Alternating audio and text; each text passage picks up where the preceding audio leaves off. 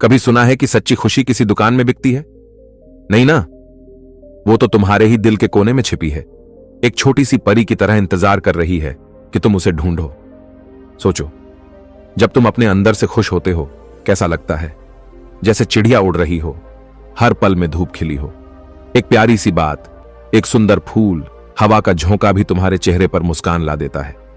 जिंदगी के झंझट चाहे जितने आए, तुम अंदर से शांत रहते हो।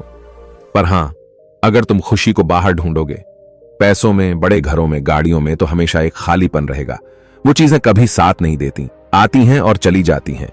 असली खुशी तो अंदर है, अच्छे से सोचने में, प्यार करने में, दूसरों का ख्याल रखने में, माफ करने में, मदद करने में। इन सबको जगाओ, खुद से प्यार करो, हर पल के मजे लो। यही वो जादू है जो तुम्हें सचमुच खुश कर देगा। दोस्तों, एक समय की बात है, एक गांव में एक लड़की रहती थी। वह लड़की सुंदर नहीं थी और उसका कोई भी नहीं था। वह अकेले ही रहा करती थी। वह खुद ही मेहनत करती और अपने लिए 2 वक्त की रोटी का प्रबंध किया करती। यूं तो उसे 2 वक्त की रोटी मिल ही जाया करती, लेकिन फिर भी वह अपने आप से खुश नहीं थी। उसे दुनिया में सभी लोग सुखी नजर आते थे, सभी लोग खुशहाल नजर आते थे। उनका जीवन देखकर वह खुद को कोसा करती, खुद को तरह तरह की बातें कहती। वह कहती थी, हे ईश्वर, आपने सभी को खुशहाल बना है, सभी को सुख दिया है, सभी को सुंदर बनाया है, तो मुझे क्यों नहीं? आखिर मैंने किया क्या था? आखिर मेरी गलती क्या थी? मैं जानती हूं आप मुझसे कोई बदला ले रहे हैं। इसी प्रकार एक दिन वह अपने आप से नाराज होकर, निराश होकर एक पेड़ के नीचे बैठी हुई थी और रो रही थी। तभी वहां से एक बौद्ध भिक्षु भिक्षाटन करके गुजर रहे थे। उन्होंने जब उस लड़की को रोते हुए देखा तो वह उसके पास गए और उन्होंने उस लड़की से कहा, पुत्री, क्या बात है? तुम क्यों रो रही हो? इसका जवाब देते हुए वह लड़की उन बौद्ध भिक्षुओं से कहती है, हे गुरुवर, मुझे कोई प्यार नहीं करता, मुझे कोई पसंद नहीं करता, क्योंकि मैं काली हूं, मैं सुंदर नहीं हूं और मेरे रंग को लेकर लोग मेरा मजाक बनाते हैं। मेरा कोई नहीं, मेरे पास तो धन भी नहीं है। इस दुनिया में हर कोई सुखी है, हर किसी के पास सब कुछ है, हर कोई अपना जीवन खुशहाली से जी रहा है। सभी के पास सब कुछ है तो मेरे पास क्यों नहीं? आखिर मैंने क्या किया था? आखिर इसमें मेरा क्या कसूर है? क्या मुझे सुखी होने का हक नहीं? क्या मुझे अपना जीवन खुशहाली से जीने का हक नहीं? उन बौद्ध भिक्षुओं ने उस लड़की की सारी बातें ध्यानपूर्वक सुनी और उसके बाद वह उस लड़की से कहते हैं, पुत्री, अगर तुम मुझे उस व्यक्ति से मिलवा दो जो अपने जीवन में सुखी हो, तो मैं तुम्हें एक ऐसी चीज दूंगा जिससे तुम सुंदर और सुखी दोनों बन जाओगी। उन बौद्ध भिक्षुओं के मुख से यह सुनकर वह लड़की बहुत प्रसन्न हुई और तुरंत ही उन बौद्ध भिक्षु से कहती है, हे गुरुवर, क्या सचमुच ऐसा हो सकता है? इस पर वह बौद्ध भिक्षु उस लड़की से कहते हैं, हां, यह अवश्य ही हो सकता है। तभी वह लड़की उन बौद्ध भिक्षुओं से कहती है, हे गुरु, यदि यह सचमुच संभव है तो मैं एक ऐसे आदमी को जानती हूं जो बहुत सुखी है। मैं उसे अभी लेकर आती हूं, आप मेरा यहीं पर इंतजार करना। इस पर वो बौद्ध भिक्षु उस लड़की से कहते हैं, हां पुत्री, जब तक तुम वापस नहीं लौटी मैं तुम्हारा यहीं पर इंतजार करूंगा। इतना कहकर वह लड़की वहां से भागी भागी अपने मालिक के पास पहुंची। किसान से कहा, मालिक, आप मेरे साथ चलिए, मुझे एक भिक्षु मिले हैं जिन्हें मैं आपसे मिलवाना चाहती हूं। उन्होंने कहा है कि अगर मैं एक सुखी व्यक्ति को उनके पास ले जाऊंगी तो वह मुझे सुंदर और सुखी दोनों बना देंगे। उस लड़की की बात सुनकर वह किसान दुखी होकर उस लड़की से कहता है, मैं तुम्हें कहां से सुखी लगता हूं?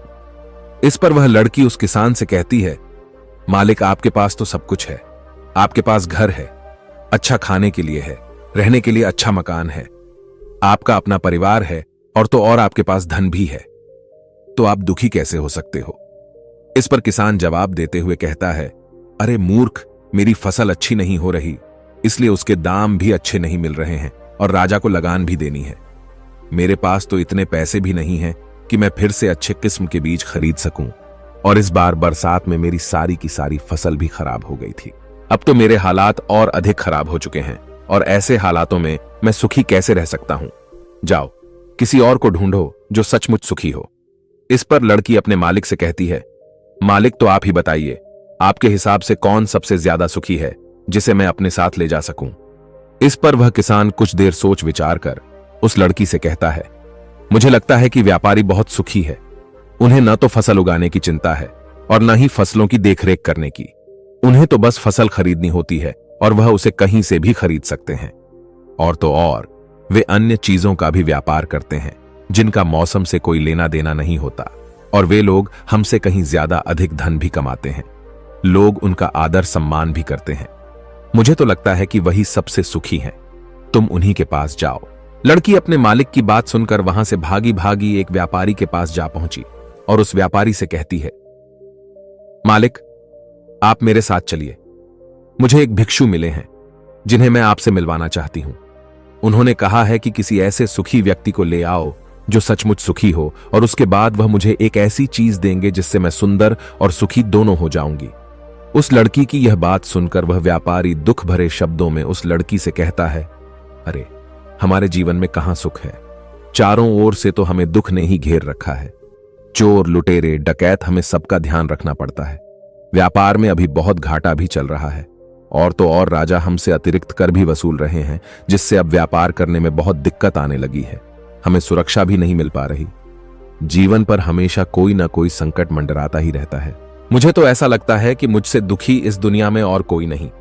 इस बार लड़की उस व्यापारी से कहती है, परंतु मालिक, आपके पास तो इतना धन है, आपके पास इतनी जमीन जायदाद है, आपके पास इतना अन्न है, रहने के लिए इतना बड़ा मकान और खाने पीने के लिए हर प्रकार की सुविधाएं हैं, इसके बाद भी अब दुखी हैं। यह बहुत अजीब सी बात है। मुझे तो लगता था कि आप बहुत सुखी होंगे। खैर, कोई बात नहीं।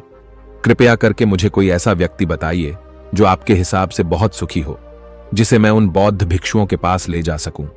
इस पर वह व्यापारी कुछ देर सोच विचार कर उस लड़की से कहता है, मुझे लगता है कि राज्य के अधिकारी बहुत सुखी हैं।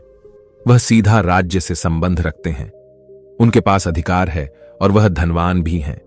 वह चोर, लुटेरे और डकैतों से भी नहीं डरते, और वही लोग हमसे धन भी वसूलते हैं, और हम उनके सामने उनके आदर में झुकना ही पड़ता है, और सभी लोग उनका बहुत मान सम्मान भी करते हैं।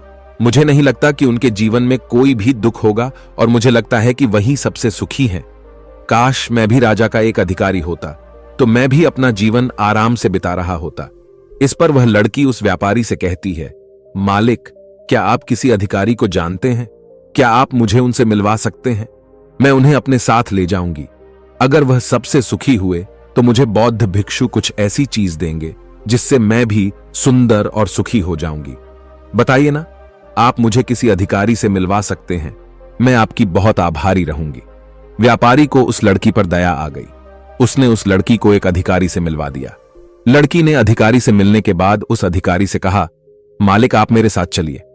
मुझे एक भिक्षु मिले हैं जिन्हें मैं आपसे मिलवाना चाहती हूं। उन्होंने मुझसे कहा है कि अगर मैं एक सुखी व्यक्ति को उनसे मिलवा दूंगी तो वह मुझे एक ऐसी चीज देंगे जिससे मैं सुंदर और सुखी दोनों हो जाऊंगी। इस पर वह अधिकारी उस लड़की से कहता है, तुम्हें किसने कह दिया कि मैं सुखी हूं? अरे, मेरे जैसा दुखी व्यक्ति तो इस दुनिया में और कोई नहीं होगा। तुम्हें नहीं पता, लेकिन हम पर कितना दबाव होता है, हमारे ऊपर कितनी जिम्मेदारियां होती हैं। हमें हर एक आदेश को पूरा करना होता है, और वह आदेश भी इतनी आसानी से पूरे नहीं होते। उनके लिए हमें कितनी मुश्किलें उठानी पड़ती हैं, कितनी दिक्कतों का सामना करना पड़ता है। राजा कुछ भी आदेश पारित कर देते हैं और उसे हमें लागू करना पड़ता है। जनता का गुस्सा और तरह तरह की मुश्किलें, सभी परिणाम हमें ही झेलने पड़ते हैं। और तुम्हें लगता है कि मैं सुखी हूं? ऐसा कुछ भी नहीं है। अगर वह भिक्षु तुम्हें सुखी कर दे तो तुम उसे मुझे भी मिलवाना। मैं भी तो सुखी होना चाहता हूं। मुझे भी अपना जीवन खुशहाली से बिताना है। भला अधिकारी बनकर मुझे क्या मिला?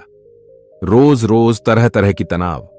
इस पर लड़की आश्चर्य से उस अधिकारी से कहती है, मालिक, जहां तक मैं सोचती थी कि आप सबसे सुखी हैं, लेकिन आप भी सुखी नहीं लग रहे। परंतु आपको क्या लगता है इस दुनिया में कोई ऐसा व्यक्ति है जो सबसे सुखी हो? क्या आप मुझे बता सकते हैं? मैं आपकी बहुत बहुत आभारी रहूंगी। उस लड़की की सारी बातें सुनने के बाद उस अधिकारी को उस लड़की पर दया आ गई। उस अधिकारी ने उस लड़की से कहा, देखो, मुझे तो ऐसा लगता है कि इस पूरे राज्य में केवल एकमात्र व्यक्ति ही सुखी है, और वह है इस राज्य का राजा। मुझे तो केवल वही सुखी लगते हैं। उन्हें किसी की सुननी नहीं पड़ती। वह नियम बनाते हैं, आदेश देते हैं, सुरक्षा कर्मियों से घिरे रहते हैं, और सब उनके सामने झुकते भी हैं। न उन्हें धन की कमी है और न जमीन जायदाद की। सारी धरती को उन्होंने जीत लिया है। वह सबके मालिक हैं, और सबसे उच्च वही हैं जो एकमात्र सुखी व्यक्ति हैं।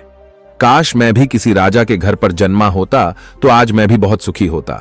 उस अधिकारी की ये सारी बातें सुनकर वो लड़की उस अधिकारी से कहती है, मालिक आपसे एक विनती है, क्या आप मुझे एक बार राजा से मिलवा सकते हैं? कृपया कीजिए, आपका बहुत एहसान होगा। बस एक बार राजा से मिलना है, मैं उनसे कुछ पूछना चाहती हूं। लड़की का चेहरा देखकर अधिकारी को लड़की पर दया आ गई। उसने कहा, चलो ठीक है, मैं अभी राजदरबार ही जा रहा हूं। एक काम करो, तुम भी मेरे साथ ही चलो और वहां पर राजा से तुम्हें जो भी पूछना है तुम पूछ लेना। इतना कहकर वह अधिकारी उस लड़की को राजदरबार ले गया। राजदरबार पहुंचने के बाद अधिकारी की विनती करने पर राजा उस लड़की की बात सुनने के लिए तैयार हो गए और उस लड़की को राजदरबार में बुलाया गया। राजा ने उस लड़की से कहा, बेटी, तुम अपनी बात निडर होकर कहो, तुम्हें क्या कहना है? तुम मुझसे क्या पूछने आई हो? इस पर वह लड़की थोड़ा घबराते हुए, थोड़ा डरते हुए राजा से कहती है, हे राजन, मैं एक संपूर्ण सुखी व्यक्ति को ढूंढ रही हूं। मुझे एक भिक्षु मिले हैं और उन्होंने मुझसे कहा है, यदि तुम कोई ऐसा सुखी व्यक्ति मुझसे मिलवा दो तो मैं तुम्हें एक ऐसी चीज दूंगा जिससे तुम सुंदर और सुखी दोनों हो जाओगी। काफी लोगों से मिलने के बाद मुझे यह पता चला कि आप ही हैं जो इस दुनिया में एकमात्र सुखी व्यक्ति हैं। तो क्या आप मेरे साथ उन भिक्षु से मिलने चलेंगे? आपका बड़ा एहसान होगा।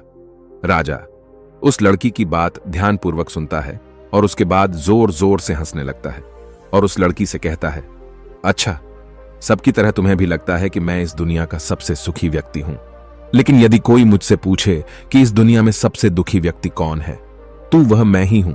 मेरे पास नींद नहीं है, मेरे पास आराम नहीं है, मैं आराम से सो नहीं पाता। अंगरक्षक हमेशा मेरे आसपास रहते हैं, उनके बिना मैं अकेले कहीं जा भी नहीं सकता। जरा सी आहट होती है तो नींद टूट जाती है। डर हमेशा लगा रहता है क्योंकि मेरे दुश्मन मेरे घर में ही रहते हैं, जिनका मुझे पता तक नहीं। कौन, कब और कहां से मुझ पर वार कर दे कोई नहीं कह सकता। यहां बैठे सभी लोग मेरे दुश्मन ही तो हैं, वे सभी मेरे शत्रु हैं। यहां पर बैठा हर एक व्यक्ति मेरे राज दरबार का ही है, किंतु मुझे सब पर शक करना पड़ता है। हर एक सांस मुझे भारी मालूम पड़ती है। इतने बड़े राज्य की जिम्मेदारी उठाना इतना आसान नहीं।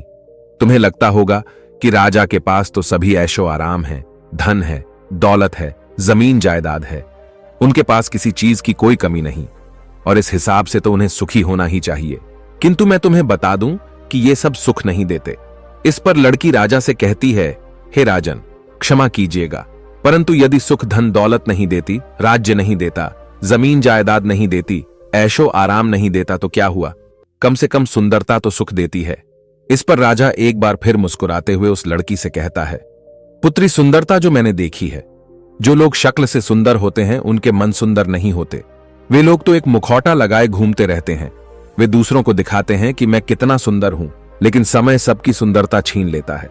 एकमात्र सुंदरता मन में ही रहती है और जिसका मन सुंदर है वह हमेशा ही सुंदर रहता है। इस पर वह लड़की राजा से कहती है, हे महाराज, तो आप ही बताइए कि आपके हिसाब से इस दुनिया में सबसे सुंदर और सुखी कौन है? इस पर राजा लड़की से कहता है, पुत्री, मेरे हिसाब से तो एक गरीब व्यक्ति जो 2 वक्त की रोटी का प्रबंध कर सके, बस इतना ही, जो किसी तंत्र, बिना किसी बंदिशों के, बिना किसी भी दिशा में घूम सके, उसे कुछ भी छिन जाने का डर ना हो, कुछ भी लुट जाने का खौफ ना हो, जिससे रात को अच्छी नींद आती हो। मुझसे पूछे कि तो सबसे ज्यादा सुखी वही होगा और इस हिसाब से मैं तुम्हें देखता हूं कि तुम सबसे सुखी हो। तुम्हारे पास नींद है, अच्छा मन है, चारों दिशाएं हैं और कोई डर नहीं, कोई साजिश नहीं, कोई षड्यंत्र नहीं, बस जीवन है, खुला जीवन। मेरे हिसाब से तुम ही सबसे सुखी हो। राजा की ये सारी बातें सुनकर एक पल के लिए वह लड़की सोच में पड़ गई और तभी उसे इस बात का एहसास भी हो गया, वाकई में वह एकमात्र सुखी है, वही सुंदर है। और अब वह जो थी, जैसी भी थी, उसे खुद के होने पर गर्व होने लगा। वह पूरे दिन यहां वहां भटकते हुए आखिरकार थक हार कर, लेकिन संपूर्ण सुख लिए, वह चेहरे पर मुस्कान लिए, प्रकृति से बातें करते हुए वह उन बौद्ध भिक्षुओं के पास वापस लौटी और उसने उन बौद्ध भिक्षुओं से कहा, हे गुरुवर, मैं यहां से गई थी तो मुझे लग रहा था कि मैं ही सबसे दुखी हूं और मैं ही सबसे बदसूरत, लेकिन यहां से जाने के बाद जैसे जैसे मैं लोगों से मिलती गई, मुझे यह एहसास होने लगा कि इस दुनिया में सबसे सुखी व्यक्ति तो मैं ही हूं।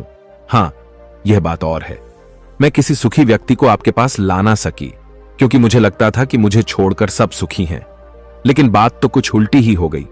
यहां तो मुझे छोड़कर सभी दुखी हैं, सभी को किसी न किसी चीज का डर है, कुछ खो जाने का डर, कुछ न पाने का डर, खुलकर न जी पाने का डर।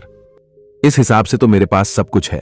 मैं खुशी से झूम सकती हूं, गा सकती हूं, जहां मन करे वहां जा सकती हूं, और 2 वक्त की रोटी का इंतजाम करने के लिए मेरे पास ये हाथ और पैर भी हैं। मुझे किसी चीज का कोई गम नहीं। मेरे पास ऐसा कुछ नहीं जिसके खोने का डर मुझे सताए। इस पर वह बौद्ध भिक्षु उस लड़की से कहते हैं, पुत्री, आखिरकार तुम्हें वह सुंदरता और सुख मिल ही गया। अब से तुम सुंदर और सुखी हो। यह कहकर वो बौद्ध भिक्षु वापस अपने आश्रम लौट गए, और वह लड़की भी अब जान चुकी थी कि वही सबसे सुंदर और सुखी है। अब उसे किसी बात का कोई गम नहीं था। कभी अपने आप को अब कोसा नहीं करती थी, बल्कि वह अपने आप में हमेशा खुश रहती थी, हमेशा मस्त रहती थी। दोस्तों, हमें भी ऐसा ही लगता है कि हमारे पास कुछ नहीं और सामने वाले के पास सब कुछ है। वह कितना सुखी है, उसके पास हर चीज है, हर ऐशो आराम है, हर सुविधाएं हैं। किंतु ऐसा है नहीं। यह केवल आपके देखने का नजरिया है। असली सुख तो आपके पास ही है, और वह है संतुष्टि। यदि आप अपने आप से संतुष्ट हैं, आपके पास जो कुछ भी है उसमें यदि आप खुश हैं, तो आपको कोई भी गम डरा नहीं सकता, आपको कोई भी दुख परेशान नहीं कर सकता। किंतु हमारी सबसे बड़ी तकलीफ यही है कि हम खुद को नहीं बल्कि दूसरों को ज्यादा देखते हैं। दूसरों से हम ज्यादा प्रेरित होते हैं, और उनकी खुशी देखकर हमारे भीतर ईर्ष्या का भाव उत्पन्न होने लगता है। हमें तकलीफ होती है कि उनके पास इतना सुख कैसे है और हम इतने दुखी क्यों हैं, क्योंकि हम केवल उनकी तरफ ही नजर गड़ाए हुए हैं। हमने तो अपने पास देखा ही नहीं कि हमारे पास क्या है। हम उस पर कभी ध्यान नहीं देते, बल्कि हम तो हमेशा इस पर ध्यान देते हैं कि हमारे पास क्या नहीं है, और यही नजरिया आपको दुख और तकलीफों की ओर ले जाता है। आप चाहकर भी सुखी नहीं रह पाते, क्योंकि आपने अपना नजरिया क्या नहीं पर गड़ा रखा है। वहीं पर यदि आप इस तरह से सोचें कि मेरे पास बहुत कुछ है, रहने के लिए अच्छा घर है, खाने के लिए अच्छा खाना है, पहनने के लिए अच्छे कपड़े हैं, कम से कम 2 वक्त की रोटी का आपके लिए इंतजाम भी हो जाता है, लेकिन बहुतों के पास तो यह भी नहीं होता, तो क्या आप सुखी नहीं हैं? क्या आपके पास वह सब नहीं है जो उनके पास नहीं? जरा एक पल के लिए सोचकर देखिएगा। अब आप में से कितने लोग यह कहेंगे कि यह सब तो खाली बेकार की बातें हैं, ऐसा कहने से कुछ नहीं होता। लेकिन मेरी बात का विश्वास कीजिए। बस एक बार के लिए आप 24 घंटे के लिए यह प्रण कीजिए कि आप केवल सकारात्मक सोचेंगे और अपने जीवन में हो रहे सकारात्मक विचारों पर ध्यान देंगे, सकारात्मक घटनाओं पर ध्यान देंगे। आप देखेंगे कि वह दिन आपका बहुत अच्छा बीतेगा, और उस दिन आप बहुत अच्छा महसूस करेंगे। आप जिस कार्य में हाथ डालेंगे वह कार्य पूरा भी कर सकेंगे। आप उस दिन जैसा चाहेंगे वैसा कर पाएंगे। क्या आप अपने आप को चुनौती देने के लिए तैयार हैं? क्या आप 24 घंटे केवल अच्छा सोचने के लिए तैयार हैं? दोस्तों, आपने आज के इस वीडियो से क्या सीखा, वह मुझे आप कमेंट